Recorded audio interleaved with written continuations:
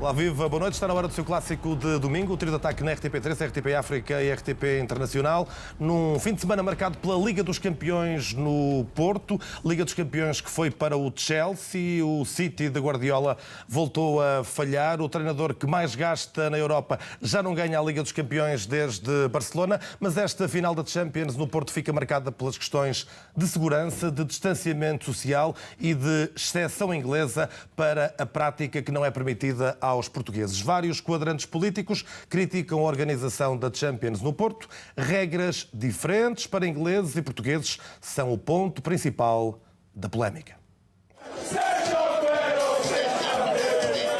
As imagens provocaram incómodo e muitas críticas, mas o secretário de Estado do Desporto prefere olhar para os benefícios que trouxe a prova milionária. O que posso testemunhar é do sucesso desportivo que esta competição e esta final alcançou. Do ponto de vista económico, também terá sido positivo. Do ponto de vista sanitário, não sou a pessoa indicada para falar, mas ainda assim, da experiência que tenho, volto a dizer, como coordenador regional da Covid, o evento de ontem não me preocupa minimamente comparado com as preocupações que já vivi. Mas preocupou o Presidente da República, que foi duro nas críticas ao governo. Quando se comunica que se vem em bolha, é porque vem em bolha. Se não, não se diz que vem em bolha. Se depois o limite é um bocadinho superior àquilo que era para ser, ou é diferente do que era para ser, tem que se explicar porque é que é diferente. E depois tem que ser a noção do exemplo que se dá. Eu não comento outras declarações que não sejam o que, digamos, a análise que faço. Houve 2 fanzones que foram criadas, os adeptos só entravam com um teste negativo. Nós não podemos continuar a olhar para a circunstância que vivemos como se estivéssemos há um ano atrás. Hoje são manifestamente diferentes as condições que nós, população, temos para enfrentar esta pandemia, nomeadamente do ponto de vista da vacinação. Coube a João Paulo Rebelo dar a cara pelo governo depois do silêncio do primeiro-ministro. Até logo, está bem? Rui Rio não tem dúvidas em responsabilizar o governo, mas também a autarquia do Porto. O Governo e a Câmara do Porto deviam pedir desculpa aos portugueses, que, privados de tanta coisa, assistem a esta vergonha em pleno combate à pandemia. Nada aprenderam com o que se passou em Lisboa. Hoje foi bem pior. Muita conversa politiqueira e muito pouca eficácia. O Sr. Rui Rio está mal com ele próprio, tem tido um conjunto de problemas, ainda pessoas do seu partido a dizerem que ele não está a ser capaz de liderar o partido, mas e portanto ele está a viver mal com essas coisas. Francisco Rodrigues dos Santos, que apoia Rui Moreira nas eleições autárquicas, diz que a responsabilidade é exclusiva do governo, em particular do Ministro da Administração Interna. Isto continua a ter um rosto do fracasso das políticas na administração interna no nosso país, que é Eduardo Cabrita. Eduardo Cabrita está constantemente fora de jogo. António Costa entende que não o deve substituir. Portanto, eu acho que está na altura dos portugueses exibirem um cartão vermelho para que este ministro abandone imediatamente o governo. Já a Catarina Martins também tinha apontado responsabilidades ao governo e à autarquia do Porto. Disse ser incompreensível permitir a outros aquilo que os portugueses estão impedidos. A festa britânica no Porto é apontada por vários especialistas como um mau exemplo. Os epidemiologistas avisaram que o comportamento dos adeptos ingleses, sem máscara e sem respeitarem o distanciamento social, pode levar ao aumento de casos, embora o risco de transmissibilidade seja menor, porque os festejos foram maioritariamente ao ar livre. As imagens não dão margem para dúvidas. Um péssimo exemplo, mais um, e que podia perfeitamente ter sido evitado. Naturalmente não tiveram os cuidados que deveriam existir e que nós continuamos a preconizar. Pouco ou nenhum distanciamento, máscara praticamente nem vê-la, ou então, quando dá sinais, está transformada em adereço. As imagens fazem questionar se existe ou não pandemia e se estes atos são ou não um bom exemplo. Para os especialistas, a resposta é muito clara. Não dá para termos uma mensagem congruente com este tipo de circunstâncias. E há que dizê-lo claramente e há que fazer um apelo muito forte para que exista um momento de reinício de comunicação. O especialista em saúde pública sublinha que não podem existir 2 pesos e 2 medidas. As imagens passadas de excepcionalidade não ajudam a comunicação de risco em Portugal, sobretudo numa circunstância e numa altura em que nós estamos a fazer a transição. Isto ainda ganha mais peso em termos da angústia e da frustração que as pessoas possam estar a assistir a isto, com fiscalização do facto de estarmos a usar máscara no acesso às praias, o que, na minha modesta opinião, não faz sentido. Os especialistas não descartam uma eventual subida dos casos, até mesmo quando o risco de transmissão é menor por se tratarem de ajuntamentos ao ar livre. A isso acresce a preocupação de serem adeptos britânicos e de terem vindo do Reino Unido, local onde a variante indiana é considerada dominante e mais transmissível. E nós não temos ainda estudos muito claros que nos garantam que esta variante indiana não poderá trazer mais dificuldades que a variante inglesa. Isto é, a capacidade de contornar os níveis de defesa que a vacina ou uma infecção anterior dão ao indivíduo. As nossas autoridades têm que exigir que, se houver casos positivos de ingleses que regressem, que tem que ser comunicado a Portugal e dizer, olha, temos estes positivos e apanhamos esta ou aquela variante. Apanhamos só a variante inglesa, tudo bem, essa já temos amplamente, ou se apanhamos indiana ou qualquer outra. A Cruz Vermelha fez 1.500 testes rápidos a adeptos que tinham PCR já caducado. Apenas um testou positivo. Este domingo, a Administração Regional de Saúde do Norte aconselhou vigilância e redução dos contactos nos próximos 14 dias a quem frequentou locais relacionados com a final da Liga dos Campeões.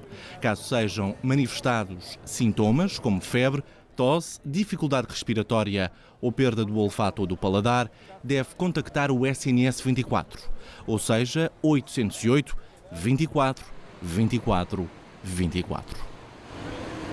Pinto da Costa adaptou uma frase de Humberto Delgado e disse que o Primeiro-Ministro tem de demitir os responsáveis pelo que aconteceu. E se não for capaz de o fazer, então, que se demita. Pinto da Costa atacou o Governo depois dos acontecimentos na final da Liga dos Campeões. Eu deixava aqui um conselho ao Sr. Primeiro-Ministro António Costa. Obviamente demita-os. E se não é capaz, demita-se o senhor. Olha, sabe o que nós precisávamos? Era de homens como Humberto Delgado e que viesse a dizer, obviamente, demitam-se. A resposta veio do Secretário de Estado do Desporto.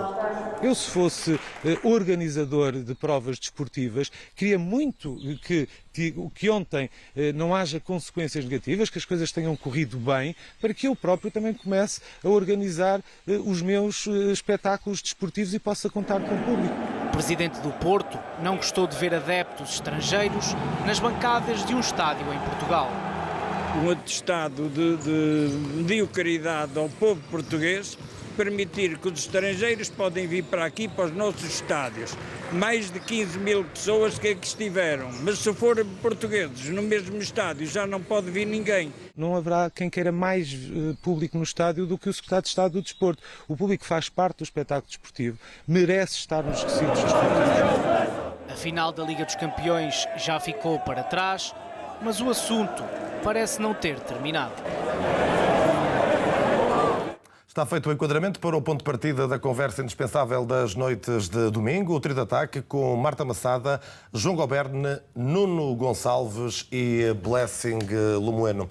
Começo por ti, Marta, boa noite. Como desportista, como adepta, como médica, olhas para estas imagens e satisfaz-te ver público nos estádios, Portugal organizar uma competição como a Champions, ou estás preocupada com as imagens que vimos de ausência de máscara, ausência de distanciamento social e álcool a rodos na rua sem consequências? Ora, boa noite a todos.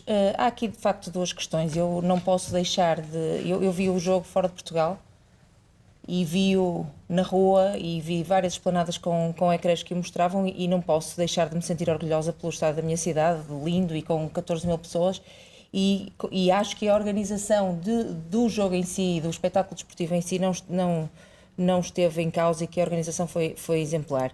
Orgulhosa pelo jogo, pelo desencadeado jogo, pelo Hilário, pelo Paulo Ferreira, mas mais uma vez ofendida com aquilo que se passa em redor do jogo, porque de facto é como tu dizes, nós temos urgentemente que pôr gente nos estádios, voltar a reavivar aquilo que é a chama desportiva e que o desporto precisa dos adeptos, mas de facto aquilo que se está a passar fora é uma vergonha, e foi-nos dito que havia uma bolha, ou que havia a intenção de existir uma bolha, e não houve bolha nenhuma, e esta história da bolha parece-me a mim... Houve para parte deles, não é? Porque depois as fronteiras também se abriram. Sim, a verdade é que aquilo que eu verifiquei também não há bolha, não é? Na nossa cidade, aquilo que eu verifiquei é que havia 2 fan zones bem delimitadas, em que só se podia entrar com teste negativo, mas o que nos foi dito, a nós, não só adeptos, mas ao público português em geral, foi que os adeptos vinham e iriam no mesmo dia, e depois há de facto uma arbitrariedade na forma como se tratam os ingleses e como se tratam, pelo menos os portugueses, aquilo que estamos a falar atualmente. E depois de ouvir as declarações de Pinto da Costa, aquilo que eu sinto é que de facto parece-me que é a única voz a fazer oposição em Portugal, e é preciso fazer oposição, é preciso que se questionem estas coisas. É preciso que se apurem os responsáveis. Quando nós conversávamos aqui a respeito da situação que se passou em Lisboa há umas semanas atrás, eu dizia que não... Mas achas que é a mesma coisa? Não acho que é a mesma coisa. Na altura eu dizia que não me interessava de quem era a culpa, e até o João disse assim, não, mas há que apurar responsabilidades, e neste momento estou de acordo com ele. Há que apurar responsabilidades, porque neste momento há responsáveis políticos que são devidamente conhecidos e perfeitamente identificáveis, e há privilégios que foram concedidos a estrangeiros e que não são concedidos a portugueses. Privilégios de beberem em público, de se juntar, de se sentarem esplanadas com inúmeras pessoas. Houve privilégios até de enquadramentos fiscais dados às equipas que vieram, e acho que, repara, isto não é uma vontade medieval que haja sangue ou que se faça, ou que haja alguém que seja queimado em praça pública. Neste momento o que eu julgo é que é necessário, e que há um clamor, não só da minha parte, mas da parte de todos os portugueses, por responsabilidade e por coerência. Ouvi dizer que por aquele epidemiologista, de que nós tínhamos que levar máscara para a praia, que não podemos jogar à bola com os nossos filhos na praia, e que de facto, ao mesmo tempo que nos pedem estas medidas, mostram este desfazamento no rigor, ou em decisões pouco rigorosas e pouco responsáveis. Portanto, aquilo que eu acho é que a mesma responsabilidade que me pedem a mim enquanto indivíduo é a responsabilidade que têm que pedir aos outros. E acho que neste momento existe de facto uma falta de orientação e de coerência nas medidas que nos são impostas. João Goberne, as autoridades não intervieram como deveriam, e estou a pensar na circunstância da polícia, porque a polícia também não permite que 20 jovens ou 30 estejam sem máscara na rua. Boa noite a todos. Tentando ser o mais sucinto possível, porque isto era uma conversa que nos ocuparia, se calhar, o programa todo. E temos mais temas hoje. Até porque temos daqui a pouco uma entrevista exclusiva com o Nuno Mendes, campeão nacional, convocado por Fernando Santos, em exclusiva à RTP, a falar desta época de sonho para ver daqui a alguns minutos no Trio de Ataque. João. Sucintamente, a questão entre o Dr. Rui Moreira e o Dr. Rui Rio é uma questão na qual eu não me vou envolver, porque acho que é uma coisa de gente crescida, que tem a ver com a política, muito mais do que com o Porto e com a cidade do Porto, e parece-me que aquilo que está em causa não é propriamente o que se foi passando antes do fim de semana e no fim de semana. São outras questões que os envolvem e os dividem, e portanto por aí não vou. Devo dizer que instintivamente e racionalmente estou muito mais do lado do Presidente da República e das reservas que ele manifestou, e do lado dos especialistas médicos, dizendo que isto foi um mau exemplo, e dizendo que não se pode falar em bolha quando, eventualmente, não haveria sequer condições para fazer uma bolha. Não me parece que a responsabilidade possa ser assacada às autoridades, porque seria muito complicado, a menos que houvesse restrições absolutamente excepcionais e que eu não sei se eram sequer possíveis por lei. Era quase preciso um agente da autoridade para cada adepto e andar atrás deles, porque, como se sabe, não foram só os voos charters e a invasão de britânicos que estava prevista. Houve gente que veio do Algarve, houve gente que veio de Lisboa, e como é que controlas isso numa cidade que é uma cidade, tradicionalmente, e honra-lhe seja feita, uma cidade aberta e com liberdade para as pessoas circularem? É muito complicado. não percebo como é que o Secretário de Estado do Desporto consegue pôr a tónica exclusivamente, julgo que a expressão é sucesso desportivo e económico. Em relação a um e ao outro não tenho grandes dúvidas. Acho que, de facto, a organização do jogo em si foi exemplar. Aquilo que me parece é que de facto se passa um atestado de minoridade ao cidadão português em geral. Não em particular ao cidadão do Porto, mas ao cidadão português em particular. Agora chegamos às declarações de Jorge Nuno Pinto da Costa, que eu ouço com todo o cuidado e com toda a atenção, porque é presidente do Futebol Clube do Porto. Se fosse só como cidadão, confesso que não me interessaria muito, mas não consigo deixar de estranhar a coincidência de haver um tom antigovernamental que, por acaso, coincide quase palavra a palavra, quase no mesmo tom, coincide com aquilo que foi dito por um líder partidário que estava em congresso em Coimbra neste fim de semana. O pedido ou a sugestão de demissão de António Costa, a reivindicação do regresso dos adeptos portugueses aos estádios, coisa que eu acho que todos nós queremos. Resta saber é se já estavam reunidas as condições. Eu não sei exatamente quem é que decidiu, suponho que tenha sido uma proposta da Federação Portuguesa de Futebol, organizar a final da Champions no Porto e no Estádio do Dragão. Agora, eu acho que Jorge Nuno Pinto da Costa começa a correr um risco, que é o de se entusiasmar com as suas próprias palavras. Eu explico. Primeiro, evocar o nome de Humberto Delgado a propósito desta circunstância parece-me uma coisa completamente descabelada.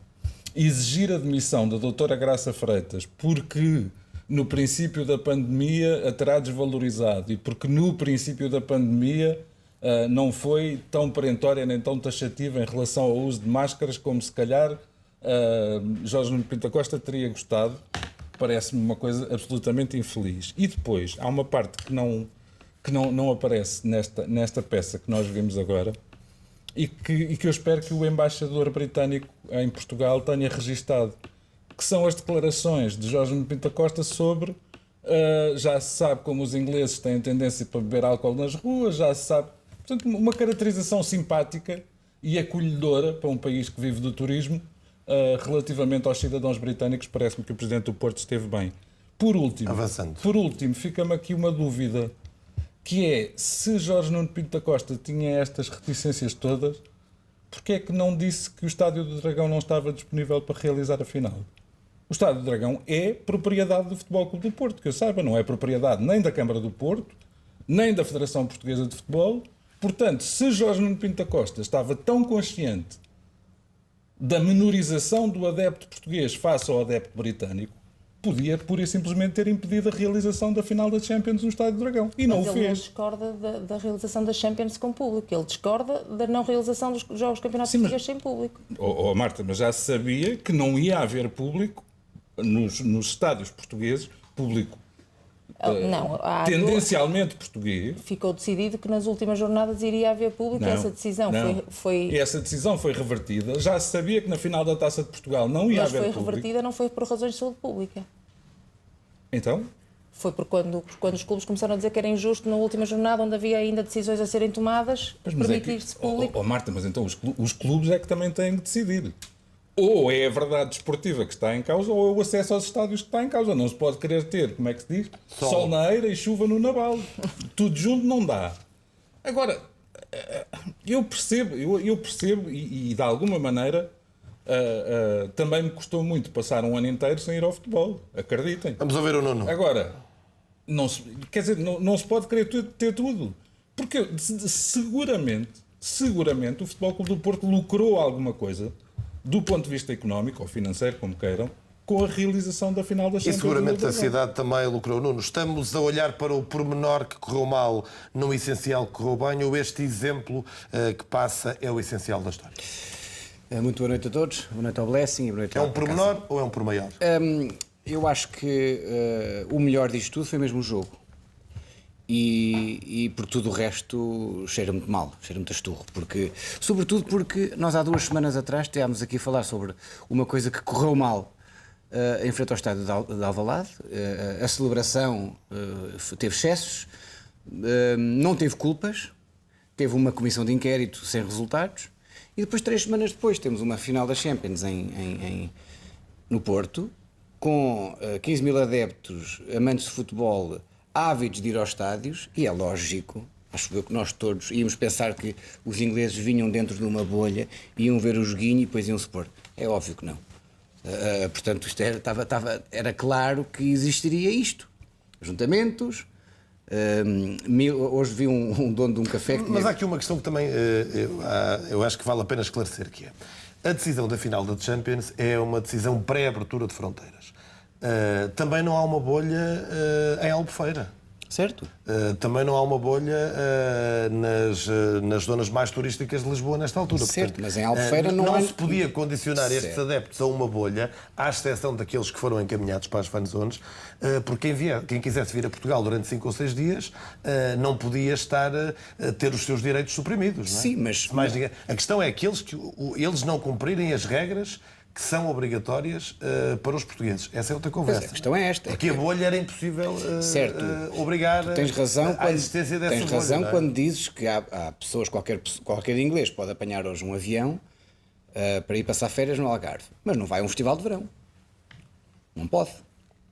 Não pode ir a uma discoteca. Não, deixa-me só terminar. Há muitos que não foram ao jogo. A maioria dos responsáveis por estes desacatos não tinham bilhete para o jogo.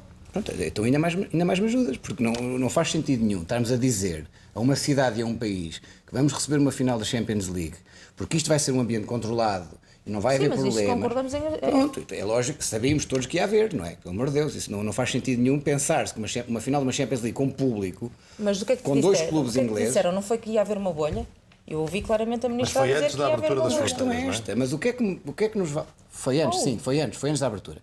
Okay. Mas o que é que me interessa ter uma bolha dos 15 voos charter a 800 bilhetes cada voo, não é? E nós sabemos o que é que são estes charters, são pessoas... Aliás, via-se mais ou menos pelo tipo de pessoas que estavam no estádio, que eram pessoas que realmente de nível um bocadinho mais alto, economicamente mais alto. Cuidado com o embaixador britânico. Não sei se mas depois temos... Convosco, desculpa interromper-te. Não há problema. Não sei se tu recebeste essa mensagem, mas eu recebi uma mensagem da DGS este fim de semana, antes do jogo, que dizia proibido consumir álcool na via pública. Certo. Por acaso recebi depois do jogo, eu recebi antes. Mas é válida na mesma. Portanto, eu não posso. A mensagem dizia: cumpra regras de segurança, use sempre máscara, mantenha distância social, proibido consumir álcool na via pública. A minha única coisa que me choca em relação ao exemplo é que existe neste momento uma disparidade de tratamento entre nós. Estamos todos a falar. Foi enviada pela Proteção Estamos todos de acordo. E eu acho não consigo que perceber como é que não anteciparam isto. Não. Acreditavam que os ingleses vinham para o Porto ver o joguinho e ir para casa. Eventualmente poderiam ir ver um concerto na Casa da Música. E também se podia dizer. Quer dizer, não faz sentido. Não é só a antecipação, é a preparação para e a programação de soluções difíceis, admito, para resolver estas questões. Uma coisa boa, não houve balas de borracha, não houve ninguém, pelo menos pelo que eu ouvi, foi tudo mais ou menos calmo. Mas, claro, até temos um Presidente da Câmara a dizer que correu muito bem, porque economicamente foi ótimo para os cafés e para os restaurantes. Acredito que sim. Agora, não é maneira de fazer as coisas. Nós não podemos estar hoje, amigos meus, a verem os filhos a jogar atrás das grades, quando temos para aí 10 ou 15 pais para ver um jogo, numa bancada de 1000 ou 2000 pessoas, e temos depois estes ajuntamentos de pessoas que não vão ao estádio. Pronto, e depois temos grades que são inauguradas pelo Secretário de Estado, que está a inaugurar grades, e depois diz que não é do poder dele organizar provas desportivas, e depois fico mais uma vez e a culpa morre solteira. E aquilo que eu penso relativamente àquilo que disse o Presidente Pinto da Costa é que, de facto, parece que é uma voz isolada. E o João comparou com outro líder partidário que possa ter dito coisas semelhantes. Mas a verdade é que eu acho que há aqui 2 grandes diferenças. Primeiro, ele não diz que não deve haver público, ele não condena o facto de terem havido 15 mil adeptos ou 14 mil adeptos no Estado de Dragão. O que ele condena é o facto de eu poder ir a um espetáculo, mas não posso ir ver o jogo de basquete hoje, que era decisivo da equipa que eu gosto de ver jogar. E que não haja nenhuma voz ativa relativamente a estas disparidades. O João é obrigado a levar uma máscara no acesso à praia. Se quiser jogar raquetes com o seu filho, não pode, mas depois posso ver, e repare, não acho que seja um insulto para os ingleses, eu até acho que é um elogio para eles, dizer que eles gostam de beber cervejolas na Ribeira com o tempo que estava ontem, porque isso é uma verdade, Incomoda-me que num país onde existam estas elogio também decisões... não será, se calhar é uma evidência. Sim, foi em tom de brincadeira, de facto, mas não acho que eles o considerassem... Mas não é bom pormos um logo. Não. É em tom de brincadeira. O turismo continua a precisar de... Claro, lógico. E isto tem as duas faces da moeda e nós não o podemos negar, porque a restauração diz que lucrou mais nestes dias do que nos últimos 3 meses. E é óbvio que nós temos de estar sensíveis a isso. Mas é curioso porque há 3 semanas atrás ninguém falou dos restaurantes à volta do Estado de Alvalade que fizeram muita economia. Porque era proibido vender álcool na via pública em Alvalade. Lá está. Mas pergunto eu, se era então proibido, lá está, não faz sentido. Se era proibido vender álcool na via pública, então a meu ver, os apertadíssimos e com certeza muito aflitos comerciantes que têm as esplanadas na zona da Ribeira foram avisados de que não podiam vender álcool e subverteram as regras? João, aquilo que estamos a dizer é a mesma ou foram coisa, encostados à parede pelo perigoso cidadão britânico que chegou e começou a dar murros na mesa a pedir cerveja? Aquilo que estamos a dizer parece-me a mesma coisa, é que de facto existe uma arbitrariedade incrível da forma como são tratados uns e como são tratados aqueles por quem eles deviam zelar e proteger, que somos nós. Não é? Como é que nós vamos, da mesma forma que falávamos de Sporting, como é que nós vamos agora, primeiro, pedir às pessoas que respeitem as regras ou dizer às pessoas que as regras são de respeitar, porque toda a gente vai achar que isto... Não é? Como é que é possível? E depois, em questão à Direção-Geral de Saúde, as incongruências não foram só essas do início da pandemia. Ainda há bocadinho falávamos, eu fiz a segunda vacina da AstraZeneca na véspera do dia em que dizem que afinal já não era para fazer a segunda vacina. E que se a minha vacina tivesse agendada para segunda-feira, eu já não saberia muito bem o que ia fazer. A ciência evolui, não é? Não, porque a Agência Europeia de Medicamento é contra aquilo que a DGS está a fazer em Portugal relativamente, nomeadamente, a este assunto da vacina da AstraZeneca, mas se calhar já estamos a divagar. Sim. Eu tenho um ditado que diz devagar se vai ao longe, mas... Sim. A questão é que aquilo que eu estou a tentar apontar é que, de facto, a falta de congruência de quem nos lidera, de quem opõe quem nos lidera, e a mim aquilo que me chateia, por exemplo, relativamente ao líder da oposição, é que ele parece que só aparece quando tem uma oportunidade de demonstrar aquilo que é o seu antiportismo. E isto já sou eu a puxar aquela brasa para a minha sardinha de nós sermos sempre os prejudicados, mas é aquela verdade que eu vejo. Muito bem, ficou clara a vossa opinião. Blessing Bueno, não vou... podes, obviamente, também comentar rapidamente este assunto, mas queria a tua opinião, em concreto, sobre o desfecho desta final entre City e Chelsea. Guardiola continua sem ganhar uma Liga dos Campeões desde que saiu de Barcelona. O treinador que mais gasta na Europa há 10 anos já não ganha uma Liga dos Campeões há uma década. Boa noite, Hugo. Boa noite, Marta, João, Nuno e também a quem nos vê. Acho que o desfecho é justo. O Chelsea foi um merecedor da vitória no jogo de ontem. Parece-me que Tuchel montou a equipa para que os seus jogadores estivessem confortáveis nos espaços onde são melhores e Guardiola precisamente o oposto. Os melhores jogadores do Chelsea, os grandes decisores, falo sobretudo dos jogadores do meio-campo, Bernardo Silva, Gundogan e Kevin De Bruyne, em posições onde estavam mais confortáveis e agarraram na bola em situações onde claramente não poderiam fazer a diferença. Depois, parece-me que há culpas claras do ponto de vista coletivo na forma como o Manchester City concede o golo. Portanto, é toda uma desorganização e todo um despolutar de erros uns atrás dos outros. E a incapacidade também de reagir depois, não é? Parece-me que até houve essa capacidade de reagir, mas nunca com contundência que se calhar todos nós esperávamos. E acho que aí também é preciso dar mérito ao Chelsea, que me parece Mas nós ser estamos a uma falar, equipa obviamente, de uma equipa que gastou este ano, o Chelsea este ano, fez o maior investimento do futebol europeu, mas não estamos a falar de um acumulado, de um somatório de anos e anos a gastar ao mais alto nível. A verdade é que nós tínhamos um favorito, o City, tínhamos uma equipa que não era favorita como o Chelsea. Vale a pena não esquecer que este Chelsea ficou a mais de 20 pontos do City na Liga Inglesa. Exato. E vale a pena não esquecer, porque precisamente a diferença está aí. Num jogo, obviamente que o Chelsea pode superiorizar ao City, até porque do ponto de vista individual o Chelsea tem jogadores capazes de rivalizar com os jogadores do Manchester City. Isto não retira o favoritismo do City, concordo contigo que o City era favorito, mas nas competições de regularidade é mais difícil acompanhar porque é preciso existir uma consistência e essa o Manchester City tem-na porque beneficia, obviamente, como tu disseste também, de muito tempo de trabalho que Guardiola já tem com a equipa. Mas se o Passos de Ferreira ganhar ao Benfica ou ao Futebol Clube do Porto ou ao Sporting, nós não teremos a mesma condescendência com os treinadores de Porto, Benfica ou Sporting que temos no caso do Chelsea ganhar ao City. Nós estamos a falar, como eu disse, de uma equipa que ficou a mais de 20 pontos de outra na Liga Inglesa. Claro, sendo que do ponto de vista individual é incomparável a diferença entre Manchester City e Chelsea relativamente ao Futebol Clube do Porto. Só te dei o exemplo numérico, não é? Claro, mas os números o que demonstram é que os jogadores do Chelsea ainda não conseguiram ainda esbater a diferença que tem o Manchester City relativamente à consistência, porque do ponto de vista individual é uma equipa claramente que pode fazer frente a esta equipa porque tem capacidade para tal e tem um treinador também muito na senda de Guardiola. Aliás, Guardiola tem sido o grande influenciador de futebol dos últimos anos, que também quer ter bola, que também quer pressionar o seu adversário, que também quer jogar, que os seus jogadores tenham protagonismo e por isso parece-me que, sobretudo, foi um grande jogo e que o vencedor foi muito justo. E achas que Guardiola vai voltar a Barcelona? Não me parece.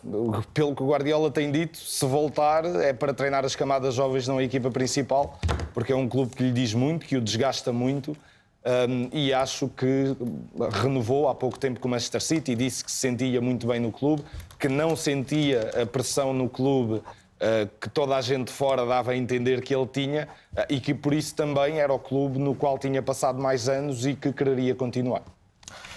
Olhando para outro exemplo, já que estamos aqui a falar de números, o Rio Ave, sexto maior orçamento do futebol português, desce de divisão e nesta altura é o Aroca que está de regresso à primeira divisão, num agregado, chama-se assim agora nos tempos modernos destes play-offs, num agregado de 5-0, 3-0 na semana passada em Aroca, agora 2-0 este final de tarde, começo de noite em Vila do Conde, 5-0 no total deste play-off entre Rio Ave e Aroca, sublinho, Blessing, sexto maior orçamento do futebol português.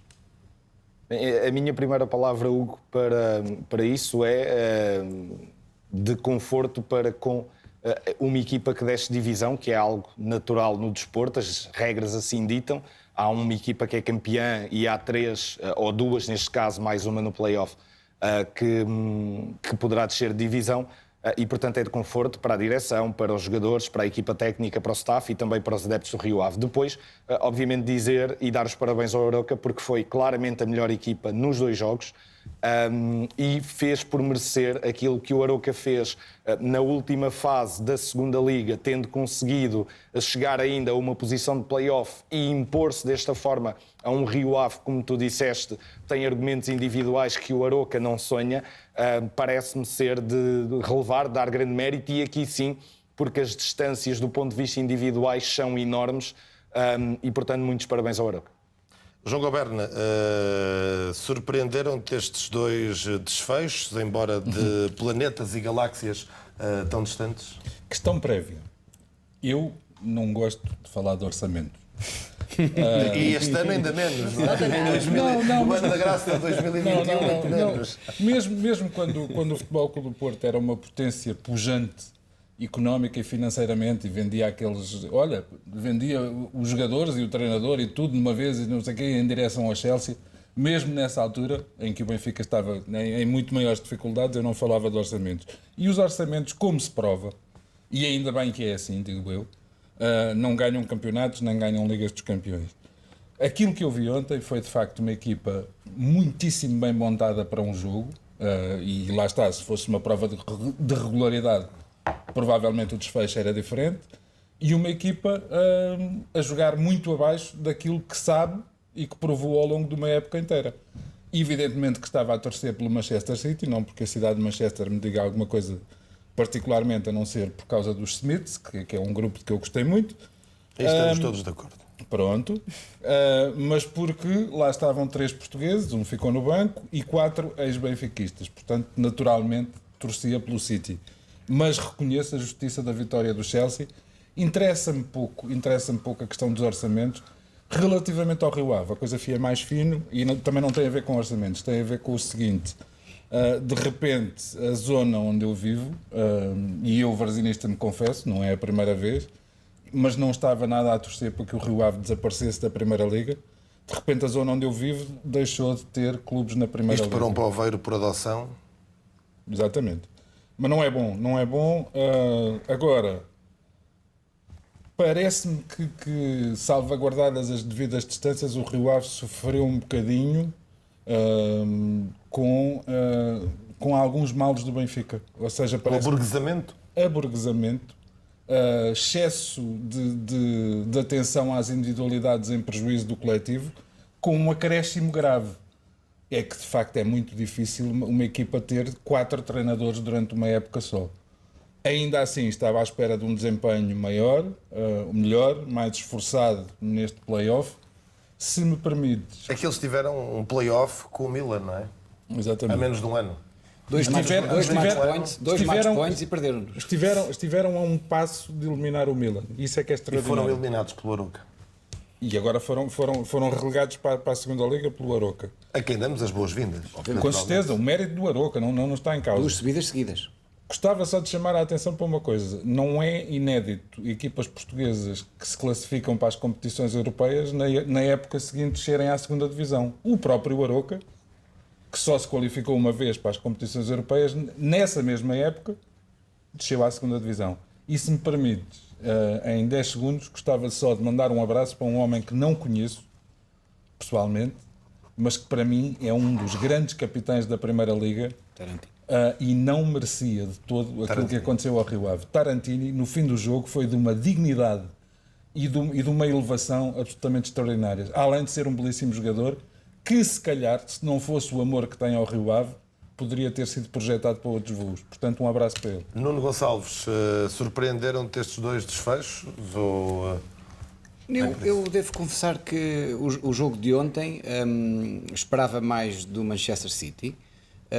Mas também acho que o futebol moderno temos que, se calhar, começar a dar valor às organizações defensivas. Ou seja, nós habituamos, como adeptos do futebol que somos, de elogiar os atacantes, os extremos, e temos que começar a também... E a posse de bola, não é? E a posse de bola, etc. Mas temos que valorizar também as organizações defensivas, sobretudo... Aí o City ganha sempre.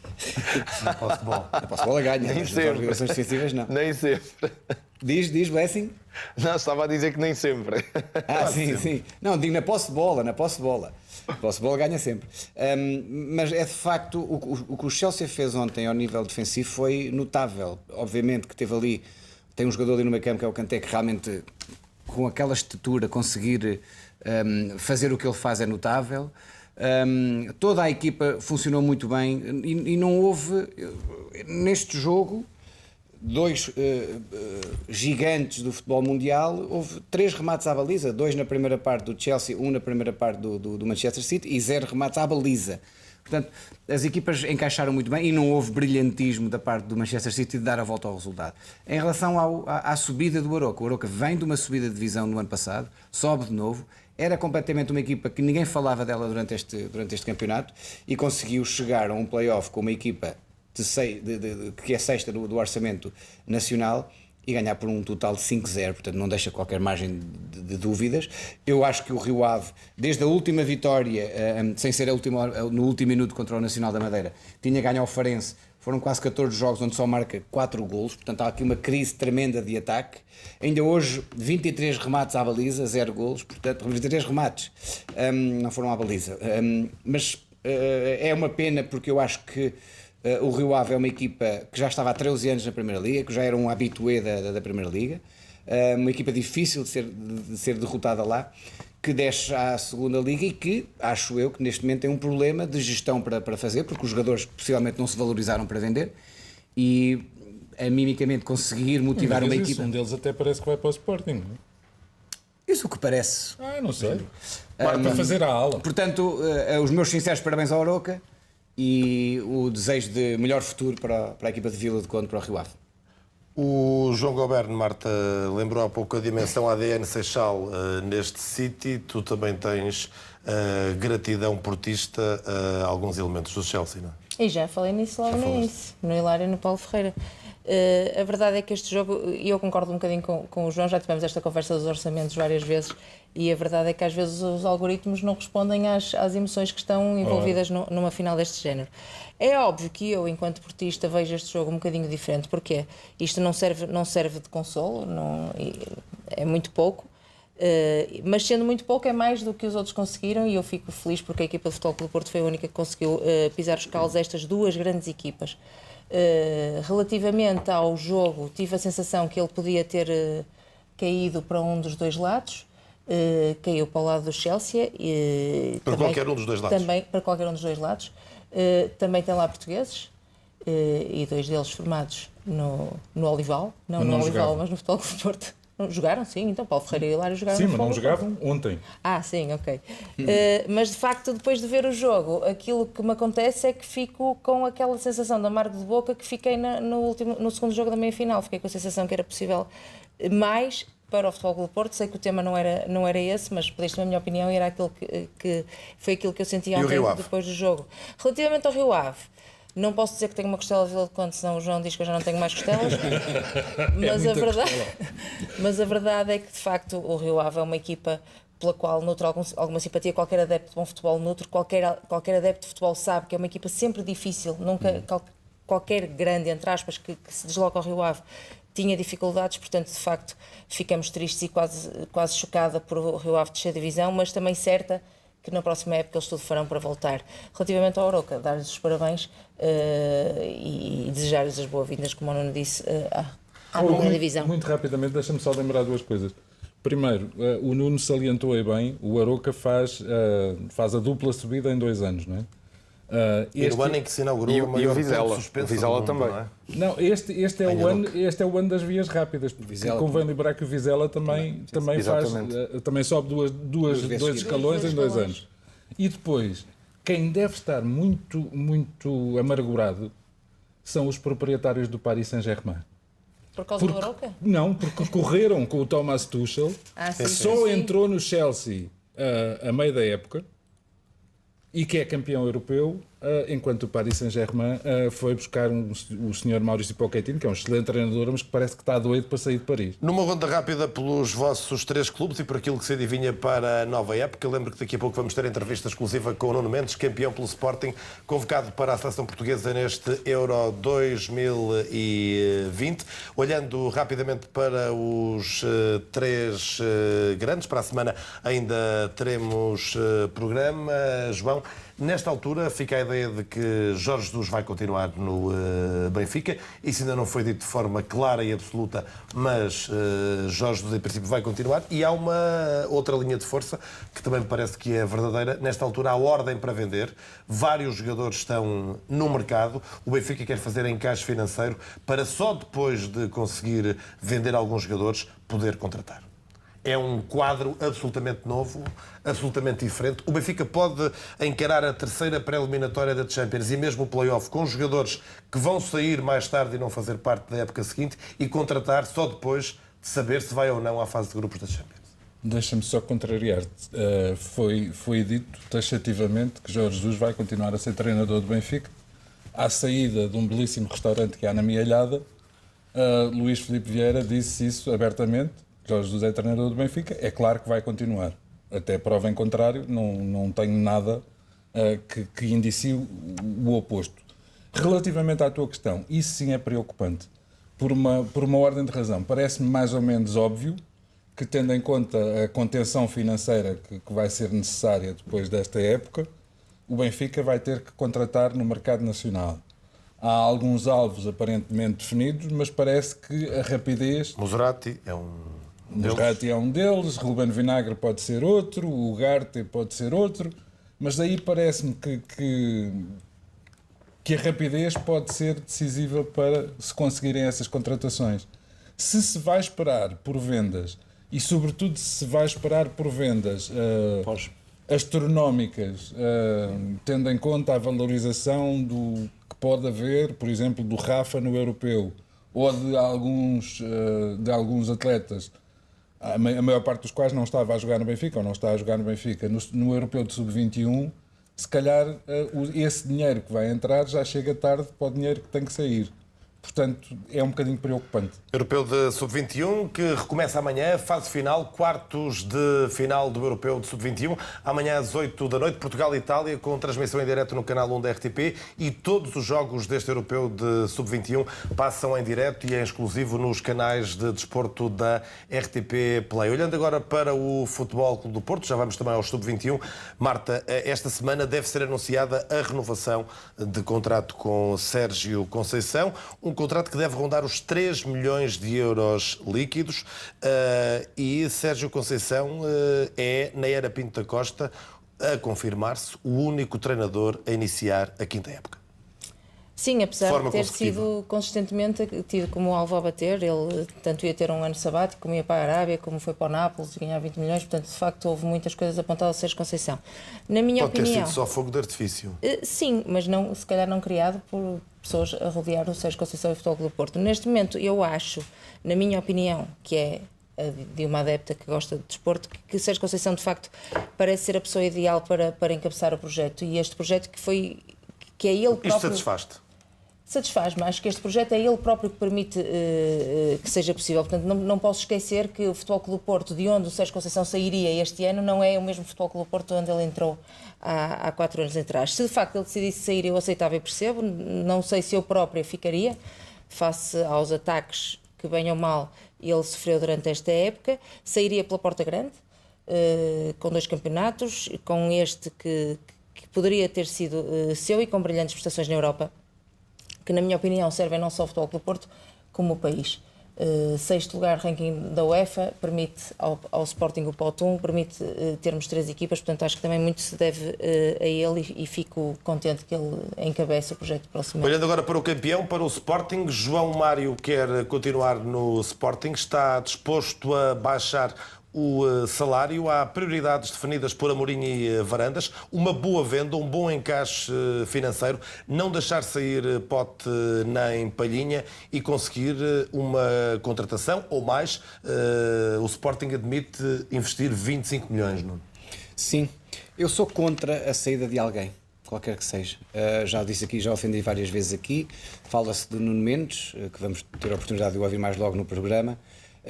Eu acho que o jogador não perderia nada em ficar, pelo menos até ao próximo Mundial, que será em 2022, novembro de 2022.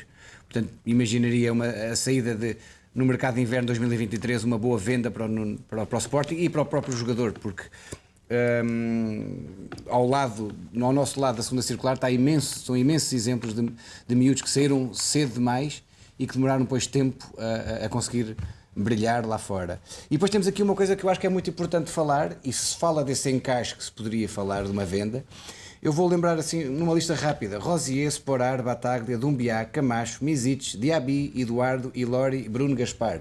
Todos estes avaliados no Transfer Market juntos não valem todos estes juntos têm uma avaliação total de 30 milhões de euros no Transfer Market. Eu não percebo muito de cotações, mas esta é a cotação oficial de cada jogador. Por exemplo, Rosier valorizou-se esta época.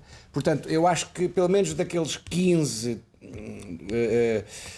basilares do Sporting, eventualmente poderia tentar negociar plata. Agora, eu acho que era muito importante manter o espírito e manter a coesão desta equipa, até porque quem dizem que tem mais mercado para sair é um menino de 19 anos, que não sei se pegará destaca numa equipa grande que o contratará. Portanto, não sei se desportivamente é bom para ele. Deixa-me só dizer uma coisa, ligeiramente meter a foice em serra alheia. Eu não tenho, como imaginas, nenhuma opinião sobre a renovação do Sérgio Conceição.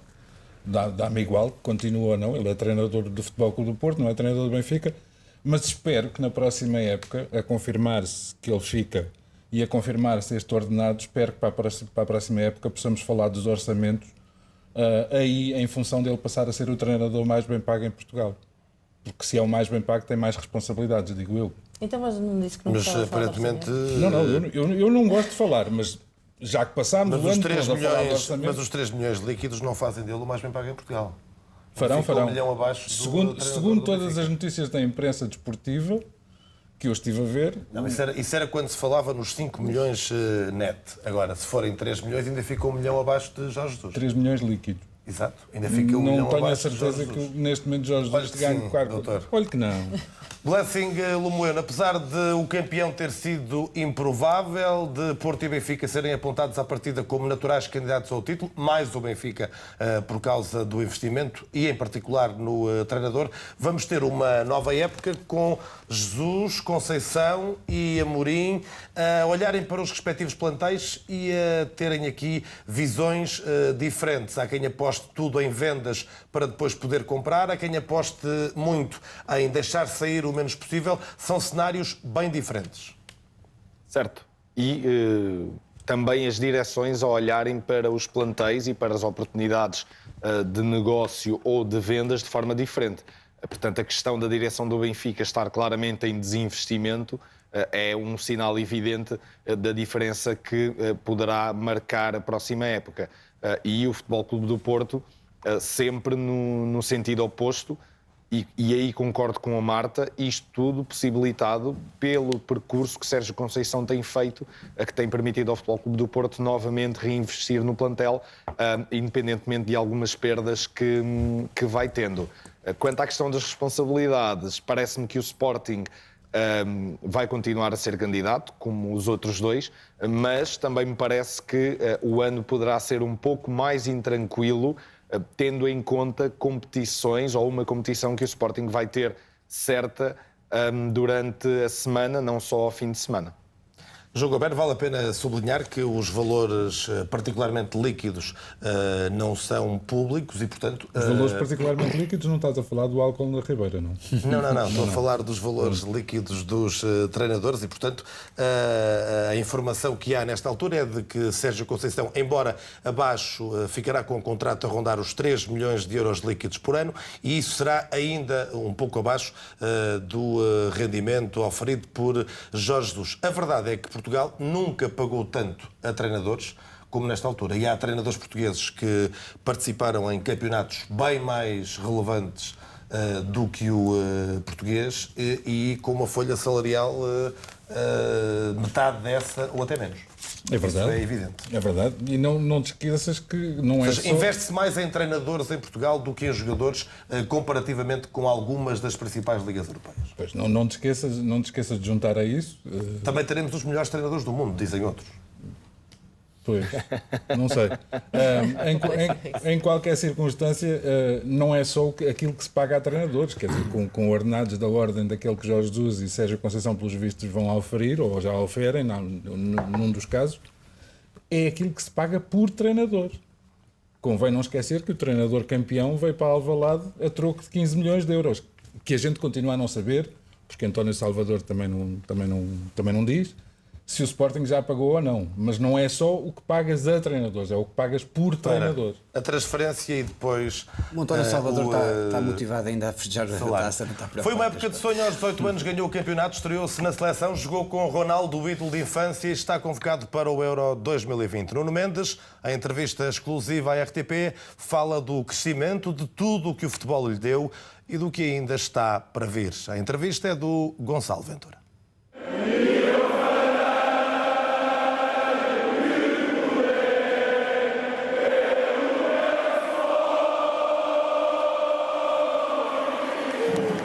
Deu um salto de gigante. Em menos de um ano, passou da equipa de júniores para a formação principal do Sporting. Foi chamada à seleção, sagrou-se campeão nacional e está entre as escolhas de Fernando Santos para o Campeonato da Europa. Cumpriu um sonho que também é o de muitas crianças que sonham fazer do jogo da bola a profissão. Olá, Nuno. Bem-vindo à RTP. Obrigado por ter aceitado o nosso convite. Nuno, ainda se lembra da primeira vez que lhe disseram que ia ser jogador do Sporting?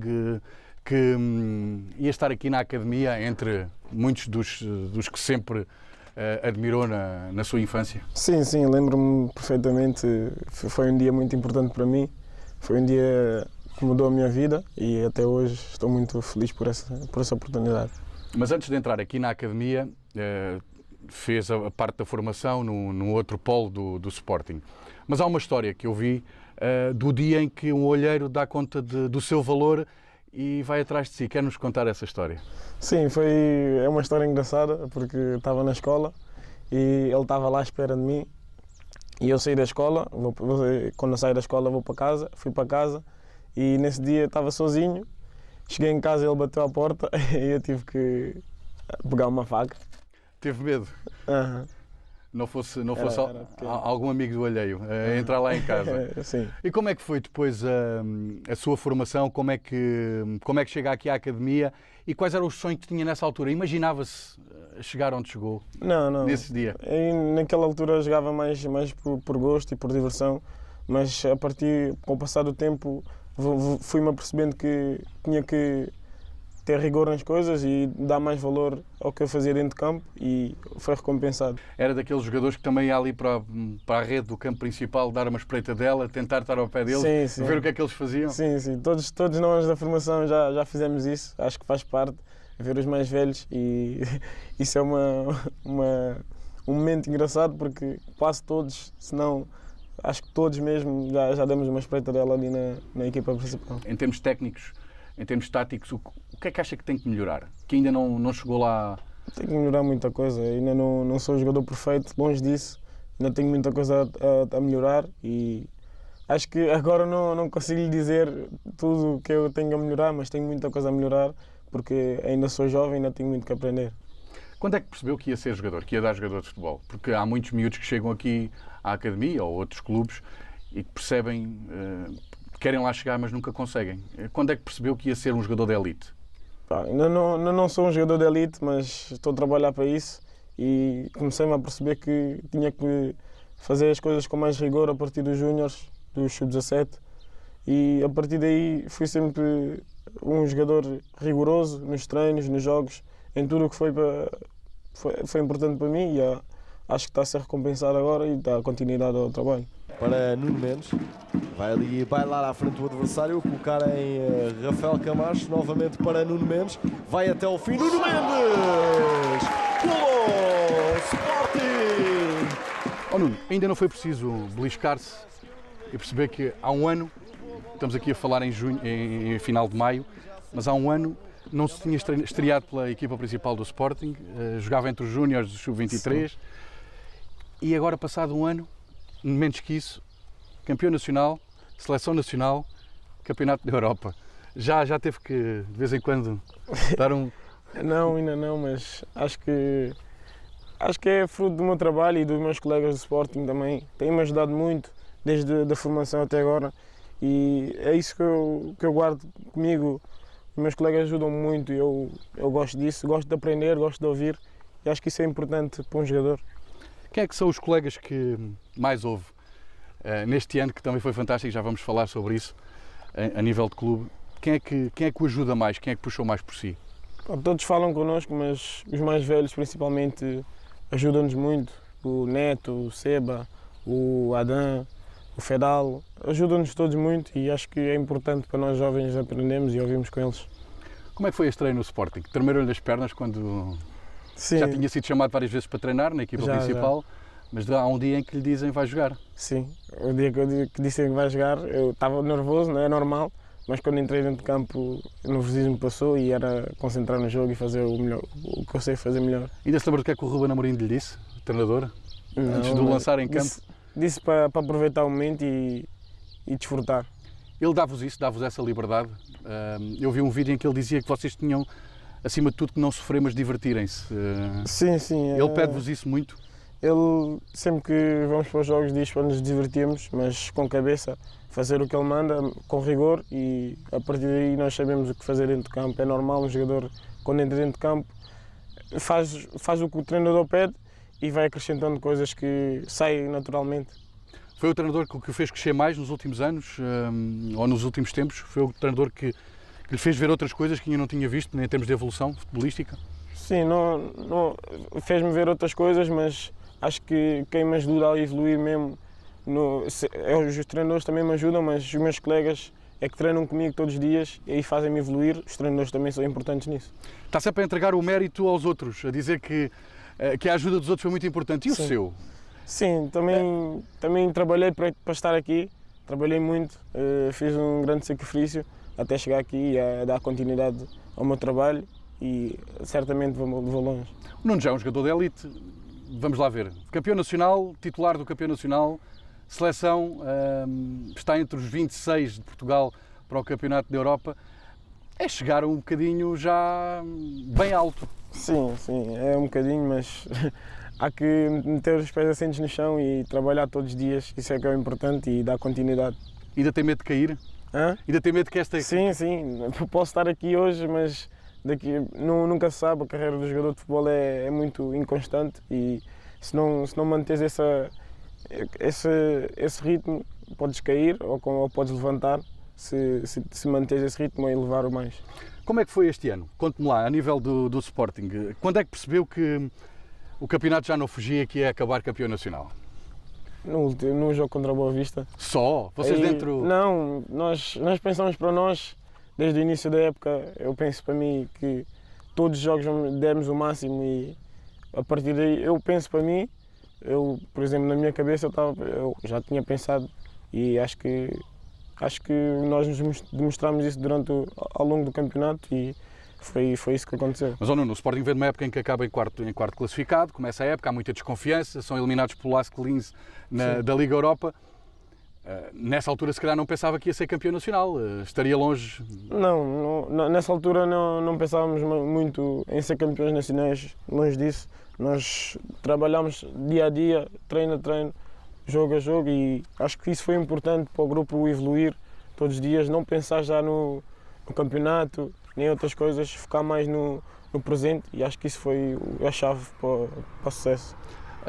E aquele momento em que começam a perder pontos, ali no fim da época, tremeu, sentiu que podia ir tudo por água abaixo, podia fugir o título? Trememos um bocado, mas eu e os meus colegas temos a confiança em nós e nos nossos colegas e acho que foi isso o importante, confiarmos nos nossos colegas e na nossa equipa técnica. Acho que isso foi muito importante naqueles 3 jogos que perdemos 2 pontos.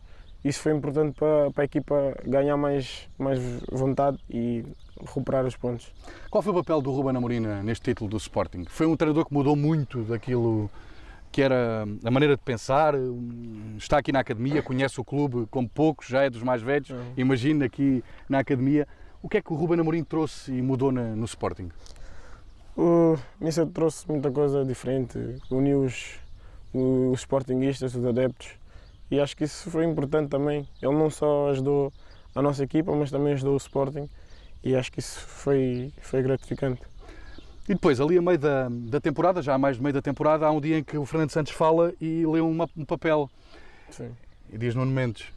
Como é que foi ser chamado à seleção principal? Foi um sonho tornado realidade, ser chamado à seleção lá. Acho que estou muito feliz por estar lá e tenho de dar continuidade ao trabalho para continuar lá.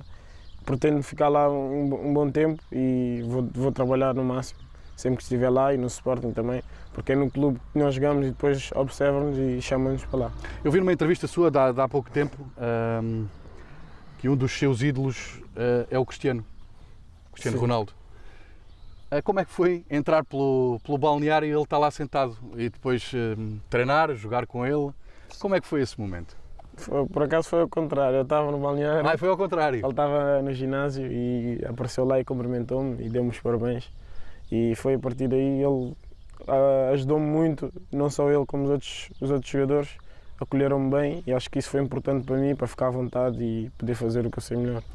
Mas deixa-me lá um bocadinho atrás, um miúdo, 18 anos, que veio ali o ídolo dele de infância, que também começou aqui, começou no Sporting, não aqui neste sítio onde estamos, mas também no Sporting, que já ganhou o título de melhor marcador várias vezes e de repente deve ter jogado PlayStation muitas vezes com ele e contra ele e de repente estão ali a trocar bolas. Sim, é um momento único, acho que ele é uma pessoa excelente, é um bom capitão, uma boa pessoa. E isso há muitas pessoas que não veem isso de fora, mas ele é muito, muito humilde e ajuda muito os colegas de equipa.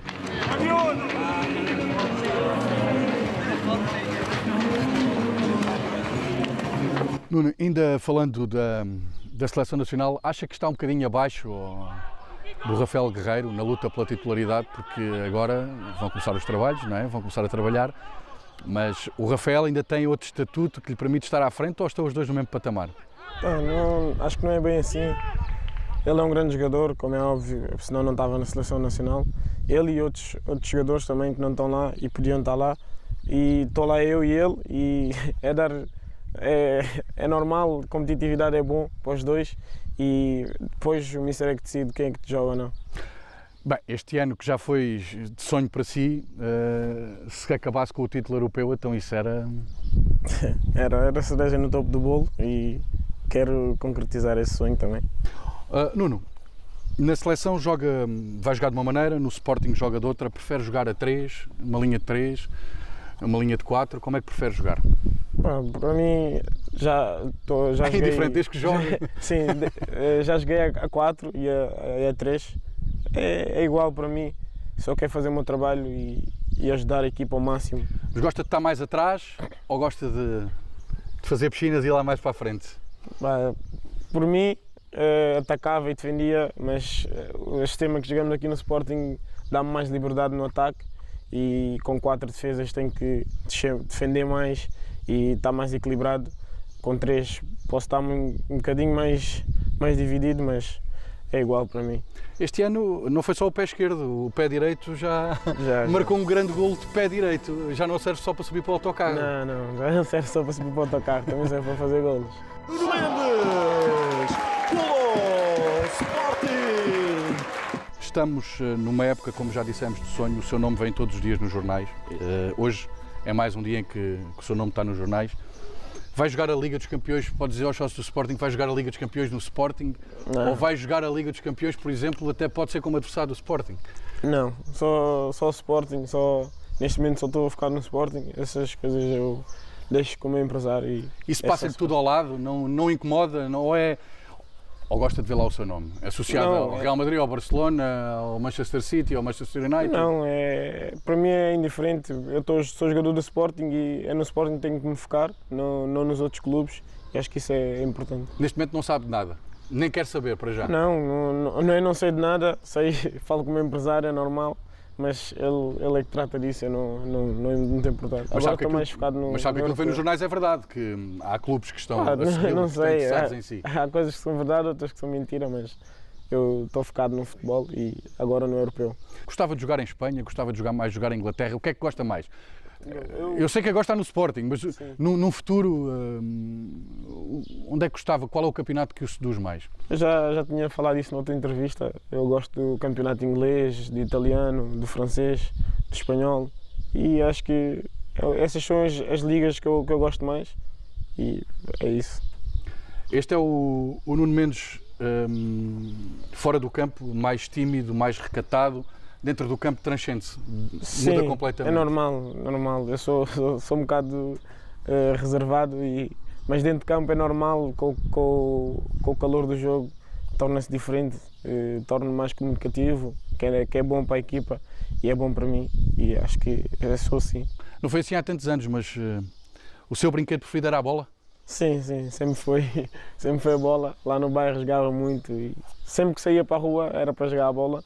E acho que era todos os dias a jogar a bola lá no mar. E continua a ser, imagino. Sim. Nuno, foi um prazer. Obrigado. Muito obrigado, tudo corra bem. Obrigado. E bom campeonato da Europa. Obrigado.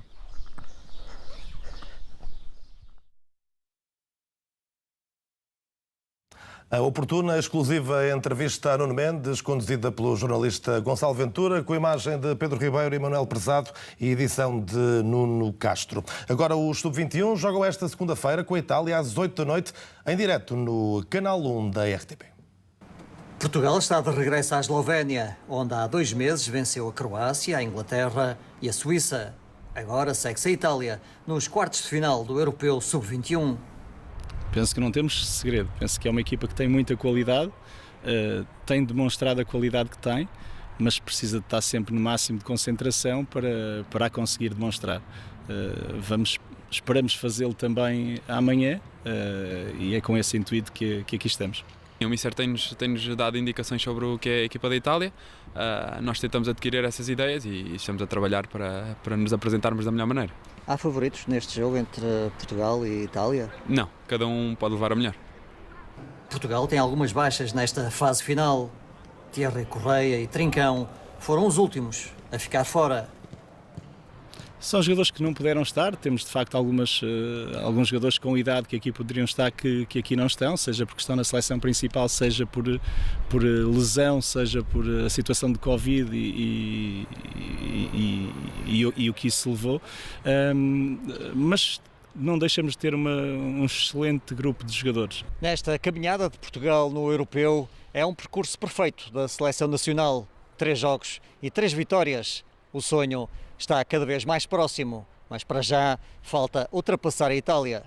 É um sonho, mas agora estamos só focados na Itália, em como vamos tentar ultrapassá-la, e é nisso só que estamos a pensar, não pensamos já sequer nas meias finais e na final, pensamos sim nos quartos de final, que é contra a Itália, porque esse é o jogo mais importante. Portugal e Itália, esta segunda-feira em direto na RTP1, Eduardo Pestana com Pedro Rotes, RTP, Ljubljana, Eslovénia. Quem tem acompanhado ao detalhe este europeu de sub-21, quer a primeira fase em março, quer agora esta fase final em fim de maio, começo de junho, é o Blessing Limoeno. Já viu e comentou os jogos de todas as equipas. A pergunta é clara e direta e para uma resposta rápida. Portugal, que hipóteses tem de ser campeão da Europa de sub-21? Acho que temos boas hipóteses. Agora, em jogos a eliminar, tudo pode acontecer. Aliás, quando é um jogo, como se viu ontem, nem sempre o favorito vence. Parece-me que a Itália é uma seleção que nos vai causar algumas dificuldades porque vai nos retirar espaço. Não é uma seleção muito agradável de se ver, ainda assim é uma seleção que tem argumentos individuais também de peso, sobretudo Scamacca, o jogador que joga na frente de ataque, poderá ser muito perigoso. Agora, se nós estivermos ao nível e com a dinâmica que estivemos na primeira fase, acho que seremos muito difíceis de travar. Muito bem, estava prometido desde a passada semana os 11 da época para os comentadores trio de ataque e começo pelo comentador campeão, Nuno Gonçalves. O teu Sporting foi campeão, mas o 11 é o teu 11 da época. As tuas escolhas? As minhas escolhas. Então, Adam, Pep, Coates, Pedro Porro, Nuno Mendes, Palhinha, Sérgio Oliveira, João Mário, Corona, Pedro Gonçalves, Mário Gonzalez. Uma equipa muito... Está toda a verde, mas tenho aqui muito verde este sim, teu 11. Eu acho que... Não, eu acho que o que eu quis pôr aqui foi...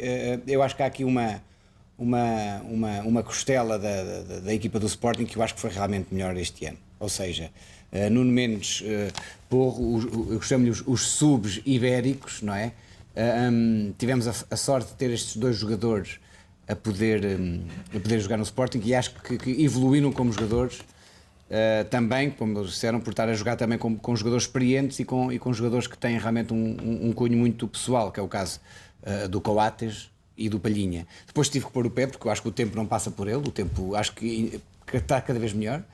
Ponho ali Sérgio Oliveira, porque acho que o Sérgio Oliveira fez uma época notável, 20 golos em 46 jogos, superiorizou-se, por exemplo, ao exemplo do Deco, na época de 2001-2002.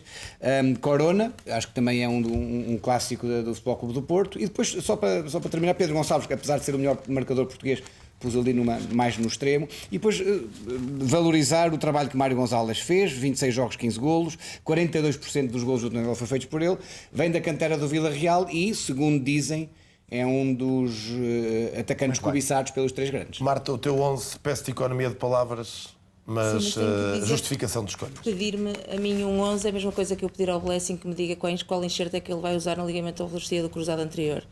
Este meu 11 é feito pela simpatia e fico extremamente triste e tenho que dizer isto porque não pus no meu 11, estão no banco e vão entrar na segunda parte, os dois jogadores de quem eu mais falei esta época, Mbemba e Uribe. E o meu 11, posição de destaque para a marca, Coates, só quem não vê os jogos este ano é que não sabe que ele foi decisivo, quer quando foi visível, quer quando foi invisível. Pepe, porque de facto é uma raiz, é a parte que não se vê do iceberg, um líder de campo. Porro, Nuno Mendes. Nuno Mendes, no teu 11 e no do Gonçalves, ainda há pouco o ouvimos aqui. Porque tem um futuro promissor, que na minha opinião é a revelação do campeonato. No meio campo, Al-Musrati e Sérgio Oliveira, Corona e... Pode estar a falar de um reforço do Benfica, embora o Benfica tenha desmentido em comunicado para já as negociações. Parece-me um dos jogadores com mais inteligência tática no campeonato português e por curiosidade deu ao Braga cerca de 20 mil livros a seguir no Facebook, portanto só vantagens aqui neste jogador que mostrou muito pulmão e capacidade física. Depois, como eu tinha dito, Corona e Pote, e na frente Taremi e Mário Gonzalez do Tondela, e um destaque a este jogador pelo seu contributo ofensivo que ajudou o clube a fazer uma época tranquila. João Goberno e o 11 do ano? Eu devo dizer, só como nota prévia, que só escolhi jogadores dos 3 grandes, porque me pareceu que era o âmbito natural deste programa, portanto, com a devida vénia a todos os outros. António Adam à baliza, suplente de Marchesine. Nos centrais, Coates e Pepe, suplentes Mbemba e Otamendi. Do lado direito, Diogo Gonçalves, suplente Pedro Porro. Do lado esquerdo, Grimaldo, obviamente. O jogador, julgo que juntamente com Taremi, com mais assistências na Liga Portuguesa, suplente Nuno Mendes. Médio defensivo, Weigl, suplente João Palhinha. Depois, ainda no meio campo, Pedro Gonçalves, suplente Mateus Nunes, que pelos vistos vai dar bom dinheiro ao Sporting. Ainda no meio campo, Sérgio Oliveira e suplente Otávio, também do Futebol Clube do Porto. E à frente, Corona, suplente Pizzi, provavelmente o jogador português mais injustiçado dentro e fora do clube. E que pode estar de saída. Rafa, também lá está, suplente Luís Dias, porque é um artista. E à frente, Mehdi Taremi, suplente Seferovic. E disse. Blessing Lumano, e agora tu? Eu quero começar, o que se me permitires, mais uma vez por dar um abraço às equipas que desceram de divisão. Nós estamos sempre do lado dos vencedores e o mais normal no desporto é não ganhar, porque só vence um e todos os outros perdem. Portanto, um abraço às equipas que desceram de divisão, ao Farense, já dei ao Rio Ave e também ao Nacional da Madeira. Depois o meu 11 foi focado em jogadores que nós não focamos tanto, portanto, todos fora dos 3 grandes. Tinha prometido a Marta que teríamos 2 em comum, mas retirei o Mário Gonzalez porque apareceu no 11 da Marta e no 11 do Nuno e, portanto, achei que poderia aproveitar para destacar outros jogadores. Vamos a isso. O guarda-redes é o Krisiuk, do Bessade. Parece-me que foi fundamental na época que a equipa fez. Central, Mikel Villanueva, do Santa Clara. Ferraresi, do Moreirense, a dupla de venezuelanos. Ruben Vinagre, de 22 anos, apesar de só ter feito 20 jogos, parece-me que foi muito importante para a mudança dinâmica da equipa. Fernando Fonseca, do Passos Ferreira, lateral direito. Al-Musrati, médio mais recuado. Eustáquio e André Almeida como médio centro. André Almeida do Vitória esteve muito bem, poderia estar na convocatória. Pode ir para o Futebol Clube do Porto? Sim, o André Almeida poderia estar na convocatória para o Europeu de Sub-21 também, porque tem qualidade para isso. Depois Ángel Gomes, porque parece que foi, a par de Nuno Santos, o jogador mais diferenciador da equipa do Boa Vista. Beto, obviamente o avançado do Portimonense, que foi fundamental, fez muitos golos, fez algumas assistências, e aquele que para mim foi o melhor jogador do campeonato, fora dos 3 grandes, Reingold, pelo que fez. A sua equipa desceu de divisão, mas por isso mesmo ele teve uma tarefa hercúlea em tudo aquilo que produziu, em golos, em assistências, em liderança e em trabalho. Parece-me que é um jogador que está pronto para dar o salto para outro nível competitivo. E Carlos Carvalhal? Carlos Carvalhal, obviamente o treinador, que não me poderia esquecer, vencedor da taça, mas sobretudo pelo caminho que fez durante toda a época, mais do que pela vitória na taça. Muito bem, topo e fundo, positivo e o negativo da semana. João Goberno tem mais uma coisa para dizer. Esqueci-me de dizer. O treinador Ruben Amorim, como é óbvio, e suplente Pepa. Sérgio Conceição fez o caminho das pedras e nós adoramos quem odeia perder. Ruben Amorim, nós adoramos quem gosta de ganhar. O João Goberno vai dizer Ruben Amorim a pensar no futuro. Ruben Amorim, o futuro treinador do Benfica. Vamos a isso. Topo e fundo. Topo é muito simples, ainda que estejamos à espera de conclusões mais efetivas.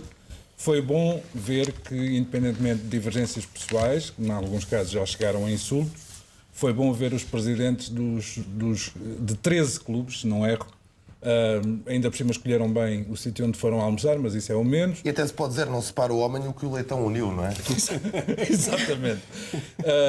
E pronto, e acho que em defesa do futebol haverá sempre muito mais força se atuarem em conjunto do que se atuarem separados. Depois, o meu fundo é um bocadinho mais complicado. O meu fundo vai para a BTV por uma razão particular, que tem a ver com isto. Eu sou, não é surpresa, suponho eu, ao fim destes anos todos, adepto do Benfica e sou assinante da BTV. Tenho, neste momento, sérias dúvidas relativamente à eficácia da BTV como instrumento de propaganda. Gosto muito de ver as transmissões do Benfica, tenho lá amigos a trabalhar, mas esta semana fui confrontado com uma coisa que eu acho que é inaceitável. Porque um candidato que eu sublinho, não apoiei, porque não apoiei nenhum nas últimas eleições presidenciais do Benfica, um candidato que teve o voto de 1 em cada 4 dos benfiquistas, teve a decência e a hombridade de esperar pelo fim da época para dar uma entrevista de fundo em que contestou a gestão do atual presidente do Benfica. Estou a falar de João Noronha Lopes. A entrevista saiu, melhor ou pior, João Noronha Lopes manifestou as suas opiniões. Aquilo que eu não admito num canal do clube, é que haja um assalariado que se sente e que, a despropósito, ainda por cima, num espaço noticioso, ou supostamente noticioso, e que ponha em causa, dizendo, entre outras pérolas, que a entrevista de João Noronha Lopes é uma maneira de dar trunfos ao adversário. Aquilo que eu pergunto é, isto faz-se ao serviço de quem? E isto faz-se a mando de quem? E começo definitivamente a estar cansado de ver pessoas mais papistas que o Papa, esbirros, porque não passam disso. E não me esqueço que há pessoas absolutamente decentes e louváveis nos painéis de comentário da BTV, mas também há pessoas que hoje, e vou usar uma expressão de que não gosto, mas que hoje são mais vieiristas do que Luís Filipe Vieira. Uma delas, cujo nome obviamente não vou revelar, telefonou-me a mim há uns anos porque era preciso derrubar Luís Filipe Vieira e ele tinha o candidato ideal para se candidatar à presidência do Benfica. Deixa-me só acabar. Para os meus amigos das redes sociais que me brindam todas as semanas, não estou à procura de tacho nenhum no Benfica, não dependo do Benfica para fazer a minha vida. Portanto, é a opinião limpa de um adepto. Marta, topo e fundo. Tens 30 segundos. O João Goberna... O handball bicampeão. Desculpa. Uma vitória de serem campeões invictos, num ano que foi marcado pela tragédia, um ano em que estes homens se reerguem como heróis, liderados por um gigante, Magnus Andersson, também ele olímpico, como muitos deles serão brevemente, pelo Carlos Martinho e pela restante equipa técnica. É para mim uma honra poder privar com muitos destes atletas e acompanhar os seus percursos, ajudá-los na lesão, e tenho-lhes de lhes dizer obrigada. No fundo, eu pus filhos enteados. Nós, portugueses, os enteados de um país que é governado por pessoas que continuam a escolher a arbitrariedade como o fator das suas decisões, que continuam a condenar o desporto e a atividade física, a avançar e a recuar conforme lhes apetece e que proíbem a uns, os enteados, o que permite aos filhos. E eu peço que se definam claramente e com competência as regras e que se fundamentem num rigor científico, que se abra ao desporto e que se promova a saúde. Bom. 30 segundos, Nuno. Muito rápido, o meu topo, Alcobaça Azul. O Ginásio Clube de Alcobaça faz esta semana 75 anos, um clube que se viu também, através da pandemia, toda a estrutura de formação e desportiva social encalhada, por assim dizer. São clubes como o ginásio que fazem com que as camadas jovens possam crescer. O ginásio faz hoje, esta semana, 75 anos, e daqui o meu grande abraço para o grande orgulho que eu tenho no clube da minha cidade. No fundo, pus aquilo que nós sabemos, os campeões do caos, sem bolha, sem regras, e espero eu que esteja enganado, mas espera-me que vão ser também sem culpados. O Euro 2020 vai jogar-se depois, claro, aqui na RTP, mas antes do Euro 2020 há o europeu na seleção imediatamente mais jovem, a seleção de Sub-21, amanhã com os comentários do Blessing Lemoeno e a narração do Gonçalo Ventura. Vamos ter Portugal e Itália às 8 da noite em direto no canal 1 da RTP. Já sabe, é sempre assim ao domingo, na 3, na África, na Internacional. O trio de ataque é sempre na RTP. Boa noite, saúde e obrigado.